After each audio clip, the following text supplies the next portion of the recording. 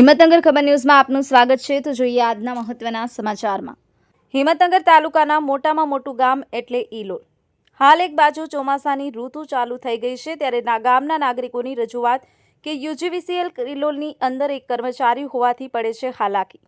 કારણ કે ચોમાસાની સિઝનમાં વરસાદ આવે અને પવન આવે તો ઘરના કનેક્શનના વાયરો નીકળી જાય અને શોર્ટ સર્કિટ જેવી સમસ્યાઓને લઈને હેલ્પરની જરૂર પડે, ત્યારે મકાનની લાઇટ ચાલુ કરવા માટે સમસ્યાઓ। કર્મચારી એક હોવાને કારણે લાઇટનો પ્રોબ્લેમ બને તો મજબૂર પ્રાઇવેટ ઇલેક્ટ્રિશિયન બોલાવવો પડે છે, તે પણ જે પૈસા માંગે તે પૈસા આપી અને ઘરની લાઇટો ચાલુ કરાવવી પડે છે।